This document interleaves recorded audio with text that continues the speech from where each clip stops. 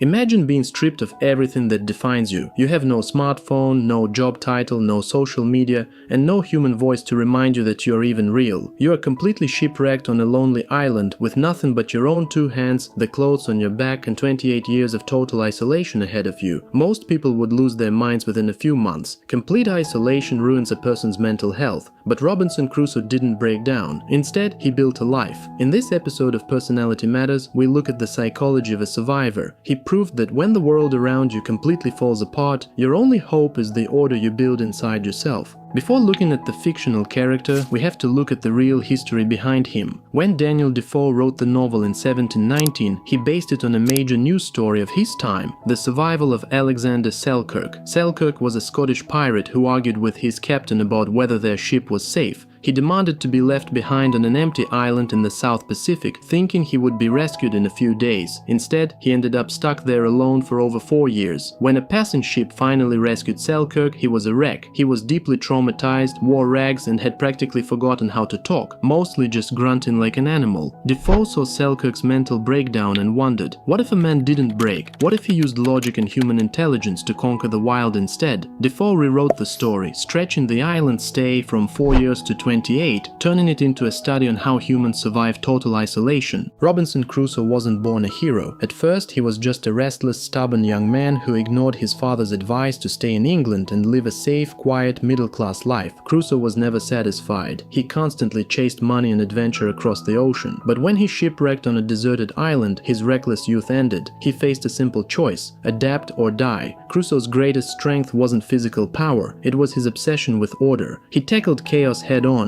Early in the story, he risked his life to make 11 dangerous trips back to the sinking ship before it destroyed itself in a storm. What he saved tells you everything about him. He didn't care about gold, calling it useless on a deserted beach. Instead, he grabbed practical tools: nails, cables, razors, a grindstone, and crowbars. He knew that in the wild, a single iron hammer is worth more than a mountain of money. Instead of living in a basic tent, he spent months digging a deep cave into a hill. He protected it by building a strong semicircular wall out of heavy wooden stakes to keep out any threats. He even grew his own crops from a few accidental seeds he found in an old bag. By organizing, labeling, and taming his wild environment, he kept his terrifying fear of the unknown under control.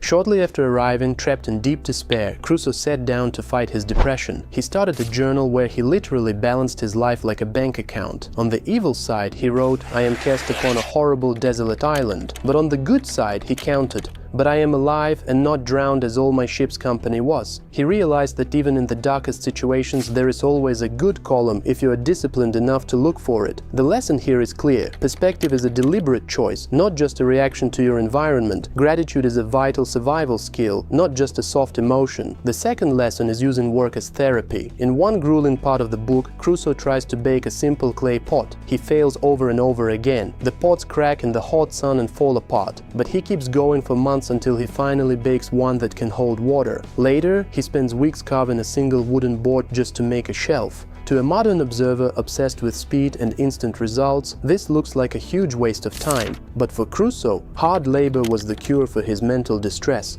It kept his hands busy, his mind sharp, and his eyes off the empty ocean. Because he transformed from a helpless victim into a master of his environment, Crusoe had a massive impact on Western culture. Before this book, stories were mostly about gods, mythical heroes, or royalty. Ordinary people didn't get their own epic adventures. Crusoe changed everything by introducing the rugged individual, the idea that an ordinary person, using logic, faith, and hard work, can survive anywhere. His influence is still everywhere in modern media. In the movie Castaway, Tom Hanks's character talking to a volleyball named Wilson is a direct echo of Crusoe's lonely conversations with his parrot. In the sci-fi movie The Martian, when Matt Damon's character is stranded on Mars and declares he is going to science the shit out of this, he is acting exactly like Robinson Crusoe. Defoe shifted how the world values self-reliance, independence, and the ability to survive on your own. However, Crusoe's story also comes with a dark warning. After 15 years of being the undisputed king of his island, he walks along the beach one afternoon and finds a single human footprint in the sand. His reaction isn't joy or relief, it is absolute terror. In classic paintings of this moment, he is frozen and horrified. He spends the next several years in a state of extreme paranoia, hiding in his cave and building his walls even higher. He has grown so used to having total control over his tiny kingdom that the mere presence of another person terrifies him. Even when he finally rescues another human being, a man he names Friday, Crusoe's first instinct isn't to build a meaningful connection. Instead of seeking to understand the man's history, thoughts, or true identity, he immediately establishes a rigid hierarchy to keep himself safe. This is the hidden danger of the Crusoe mindset. When we focus too much on our own survival, our hyper-independence, and building our own private empires, we risk becoming cold and paranoid. We can learn to be resourceful like Crusoe, but we must be careful not to let our self-reliance ruin our empathy for others.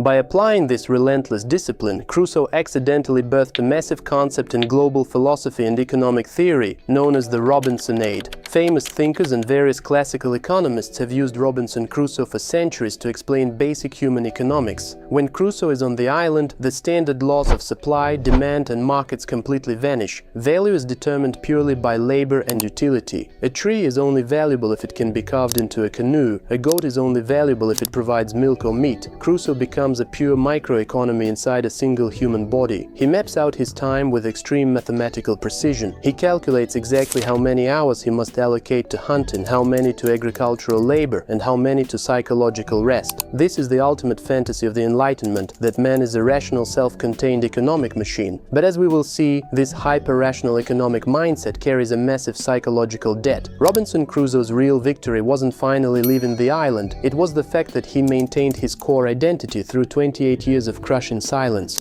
He dressed formally for dinner even when no one was watching. He kept a strict calendar even when time didn't matter. He refused to let the wilderness turn him into a beast. The question for you today is this: if you were stripped of all your extras, your job title, your digital gadgets, your curated social circle, who would actually be left? If your world fell apart tomorrow, would you have the internal discipline to build a castle out of your ruins? Thank you for watching Personality Matters. If this deep dive into the survivor's mind gave you a new perspective, make sure to hit that like button and subscribe. We'll see you in the next episode.